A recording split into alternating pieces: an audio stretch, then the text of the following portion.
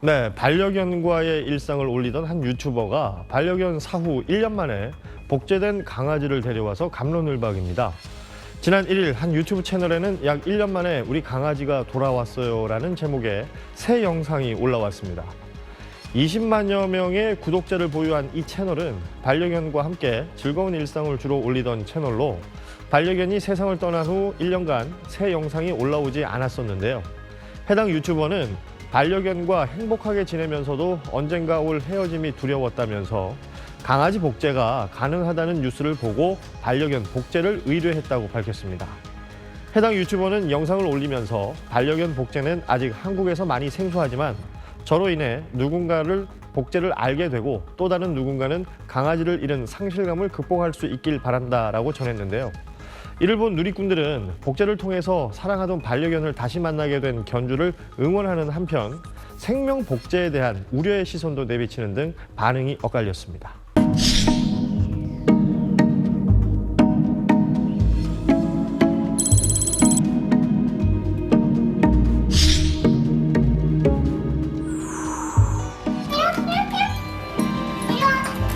언니 얼마나 보고 싶었을까요?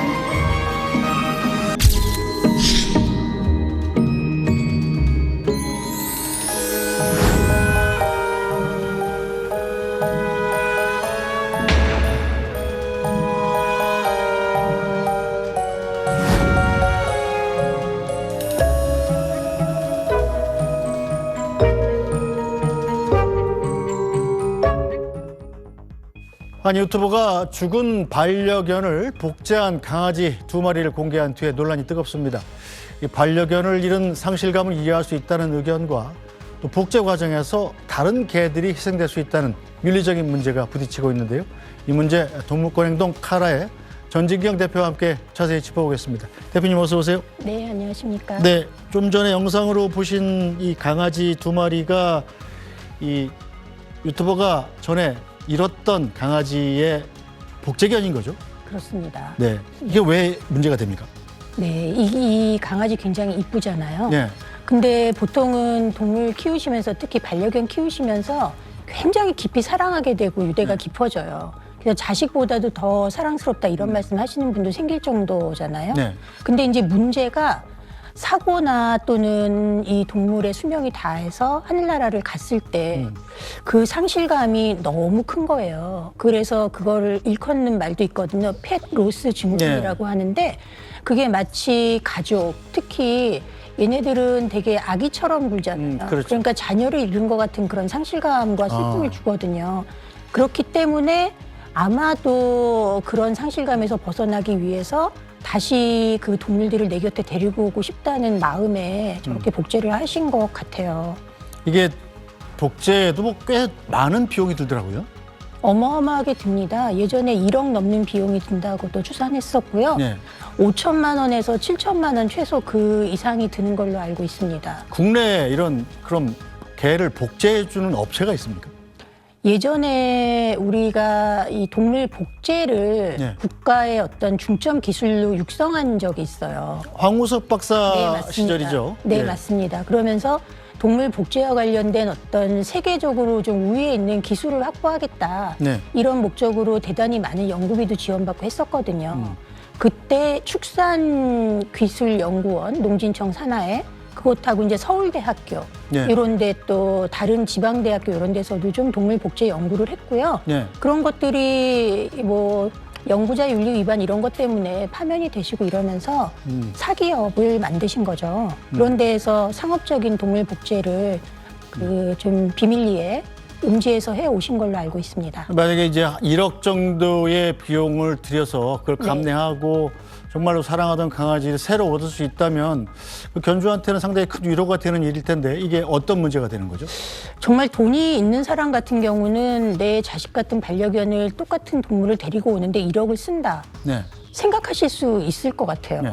근데 이게 이면에 있는 다른 그 과정까지 와서 그 동물이 내 앞에 다시 오기까지의 과정을 모르시기 때문에 그러거든요. 그 과정에 어떤 문제가 있습니까? 네, 굉장히 심각한 문제들이 있는데 우선 내 반려견이 소중한 이유는 그 아이들이 나하고 가족이 돼서 살 수 있는 고유의 되게 독보적인 특질을 갖고 있는 동물이잖아요. 개라는 동물이. 네. 그런데 이 동물을 복제하기 위해서 사용한 대리 모견, 그리고 난자를 채취하기 위해서 실험대에 누워야 됐던 그런 난자 채취견, 이런 동물들도 사실은 똑같은 개들이거든요. 그런데 내 개가 사랑스러운데 내 개와 똑같은 개를 복제하기 위해서 다른 정말 수백 마리의 개들한테 실험대에 뉘어서 난자를 채취하고 네. 고통스러운 대리모가 되기 위해서 자궁에 난자를 이식하고 또 새끼를 낳는 과정도 되게 폭력적으로 배를 갈라서 제왕절개를 하거든요. 아, 그래요? 네, 그러면은 제왕절개를 하고 나서 사람이나 동물이나 다 똑같아요. 모성은 아기를 품고 있는 동안에 굉장히 강하게 뱃속에 있는 아기하고 네. 형성이 됐다가 아기가 태어나면 젖을 내면서 그 동물을 아기 새끼를 이제 인식하면서 강하게 유대가 생기거든요. 네. 모성 본능이에요. 근데 그런 거를 전부 무시하고 어미는 배를 꿰매서 도로 철창에 넣고 그리고 아기 동물은 이게 굉장히 비싼 동물이잖아요. 네. 그러니까 죽으면 안 되잖아요. 네. 그러니까 직원이나 연구자들이 끼고 거기에 이제 저 인공 수유를 해서 살려내는 겁니다. 네. 그러니까 이 아기 동물은 엄마의 사랑도 못 받아봤고 그리고 동료 같이 태어난 한배 새끼들하고 놀아보지도 못했고요. 그러니까 누군가의 목적을 위해서 상품처럼 태어나고 그 이면에 다른 똑같은 개들의 많은 고통을 딛고 태어나게 되는 것이기 때문에 문제인 것입니다. 자, 주인은 똑같은 개를 얻게 돼서 좋을 수 있지만 그 네. 과정에 너무나 많은 이른바 동물권 침해가 일어난다는 말씀이신 거죠? 그리고 게다가 너무나 불필요하고요. 네. 그걸 충족할 다른 방법이 전혀 없느냐 하면 그런 것도 아니기 때문에 네. 필요성이나 당위성이나 윤리성 면에서 전혀 설득력이 없는 게 이 상업적 동물 복제입니다. 네, 이 동물 보호단체가 이 복제업체를 지금 경찰에 고발도 한 상태죠? 네, 저희 동료 단체인 동물자유연대에서 고발을 한 걸로 알고 있고요. 이 고발을 하게 된 배경은 다른 방법으로 제어할 방법이 없으니까 궁여지책으로 한 거예요. 어쨌든 복제를 통해서 했든 어쨌든 기술을 이용해서 했든 동물을 태어나게 한 거잖아요. 네. 그러니까 불법 생산, 무허가 생산으로 고발을 한 거거든요. 그러니까 동물보호법 69조 2항에 보면 네. 영업자 규정이 있어요. 동물 생산업, 동물 판매업 뭐 이런 거에 대한 규정이 있는데 네. 거기에 너희들 동물 생산업 허가 안 내고 동물 생산했지. 그러니까 네. 그 규정으로 지금 고발을 한 거고 달리 제어할 방법이 없으니까 가능한 방법을 찾아서 그렇게 하게 된 것이죠. 위배 사항이라고 볼 수 있습니까? 이 동물을 복제한 것이. 그게 바로 문제 지점인데요. 네. 동물을 복제한 게 비윤리적이고 사회적인 어떤 그 비난의 여지가 큼에도 불구하고 네. 법적으로는 아무런 규제가 없어요. 네. 그렇기 때문에 그런 어떤 법의 사각지대를 이용해서 동물을 복제를 해서 판매를 하게 되는 거를 현행 지금 법률 하에서는 제어할 뚜렷한 방법이 없는 거예요. 네. 그러니까 이제 무허가 생산 이런 걸로 고발을 하시게 된 배경이 그런 것이죠. 현행법으로 제어할 방법이 없다면 경찰 고발도 별 소용이 없는 거 아닌가요? 일단은 약간은 이 동물 복제 논쟁과는 조금 이 컨셉이 다르고 벗어나 있는 거긴 하지만 네. 무허가 생산인 거는 분명하거든요. 그러니까 일단 그걸로라도 제어를 하고자 했던 건데 그러면 이분들이 그 동물 생산업 허가를 낸다. 네. 그러면 이 복제를 하는 게 허용이 될 수 있나요? 그건 역시 아니거든요. 그러니까 지금 현행법이 이 문제를 제어할 수 없다는 것을 보여주는 극명한 지점이 이 동물 생산업 허가 안 냈다 그 부분으로 고발하는 걸로 오히려 더 대조돼서 드러나게 되는 것이죠. 자, 동물 복제를 해주는 업체들의 입장은 어떤가요? 솔직히 그 업체들은 오직 그 돈을 벌기 위해서 예. 움직이시겠죠. 왜냐하면 그 동물을 복제하는 과정에서 다른 동물을 어떻게 다루고 있는지 하는 부분들이 2017년 서울대학교 동물복제연구실의 그런 참상 이런 것들에 대해서 저희가 다 조사를 한 바가 있어요. 그래서 그런 내용들을 사실은 현장에서 보면서도 복제를 하는 거고 이유는 네. 딱 하나밖에 없겠죠. 그걸 통해서 막대한 수익을 올릴 수 있다는 사실.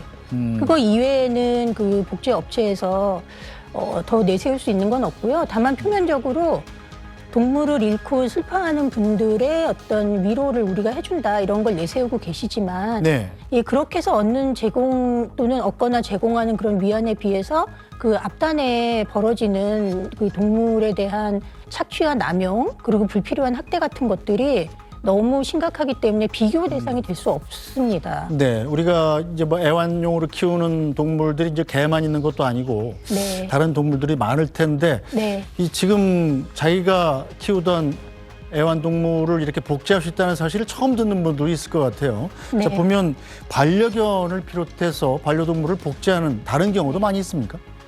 지금 연구되기로는 예전에 늑대도 복제를 했었고요. 예, 늑대는 복제했던 게 네, 있죠. 예. 그리고 고양이도 복제가 가능하고. 양도 했었고 돌리가 네, 있었죠. 네. 예. 그래서 사실은 이게 체세포를 떼어내서 누군가의 체세포를 떼어내서 네. 그거를 채취한 난자의 난자 핵을 제공하고 그걸 이제 융합시켜 가지고 이걸 그 하나의 개체를 만들어내는 거거든요. 그러니까 무성생식이에요.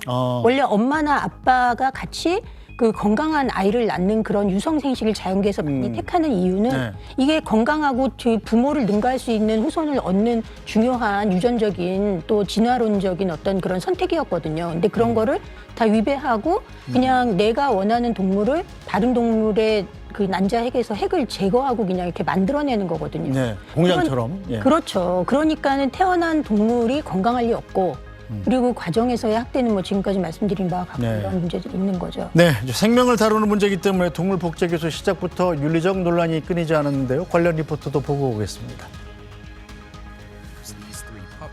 검은색과 갈색, 흰색 털로 뒤덮인 귀여운 강아지의 이름은 룽룽입니다. 겉보기엔 평범한 강아지지만 질병을 갖고 있는 개의 유전자를 복제해 태어날 때부터 혈관에 병을 갖고 나왔습니다. 시시와 누오누오 역시 중국 생명공학 기업이 특정 질환 치료를 위해 만든 복제 개입니다. Dogs have almost as many inheritable diseases as humans, which makes them the best disease models to study. 하지만 동물 보호 단체는 반대의 목소리를 높이고 있습니다. It's extremely cruel. We know that in China there's no animal welfare laws. 중국에선 한 해 동물 2천만 마리가 연구 목적으로 쓰이고 있지만 구체적인 규정이나 법적 장치가 미비합니다. 개 복제의 연구 규모가 커지면 의학과 동물 복지 문제가 충돌하게 될 것이라는 경고가 나오고 있어 윤리적 논란은 커질 것으로 보입니다. 네, 이 동물권에 대한 인식이 높아지면서 이 동물 실험에 대한 감독은 좀 까다로워졌다고 하던데 네. 이 동물 복제에 대한 감독은 좀 없는 모양입니다. 지금까지는 이게 보통 연구 영역에서 이루어졌기 네. 때문에 실험동물 보호법이나 또는 동물보호법이 있어요. 네. 그런데 연구 영역에는 영향을 크게 미치지 못하고 있고요. 특히 동물 복제와 관련된 그런 모든 과정들이 우리가 신약을 개발한다거나 또는 뭐 독성 실험을 한다거나 이런 과정들하고 다르게 생식하고 또 새끼를 낳고 제왕절개 하고 이런 과정들이거든요. 네. 그렇기 때문에 지금 있는 현행법의 규제 사항으로는 전혀 제어할 수가 없는 영역입니다. 네. 이 복제 과정에서도 희생되는 다른 동물들이 또 꽤 있고 네. 자, 복제된 그 예를 들면 뭐 개 자체도 좀 질병에 취약하거나 쉽게 노화되거나 이런 문제들이 있다고 들었습니다. 네, 예를 들어 이렇습니다. 우리가 어떤 폭발물 탐지견이 있는데 네. 굉장히 우수한 퍼포먼스를 내고 있어요. 네. 그러면 우리가 그 동물을 그와 같은 우수한 자질을 가진 동물을 키워낼 때는 네. 그 과정에 대한 투자를 해야 되는 거예요. 네.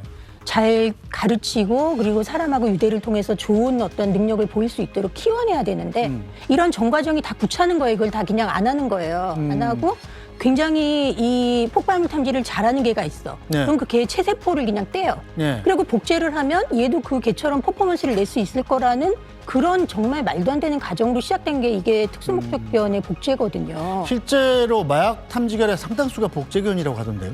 처음에 그랬는데 네. 그 부분에 대해서 국가에서 사업을 포기하고 지금은 그렇게 하지 않고 네. 정상적으로 그 탐지견들을 키워내서 훈련을 통해서 그 지금은 좀 그 이전의 그런 방침에 대해서 반성을 하고 지금 네. 그렇게 하고 있지 않습니다. 네. 예전에 그렇게 한 게 맞습니다. 자, 복제를 진행하는 업체 입장에선 만약에 뭐 생명체이기 때문에 네. 복제가 잘 못 될 수도 있지 않습니까? 네. 혹시 잘못되면 예세드리겠다. 잘못된 개는 저희가 회수하고 새로 만들어드리겠다. 네. 이런 공지도 올린다고 들었습니다. 그 회수한다는 건 무슨 뜻인가요? 정말 비인도적인 이야기인데요.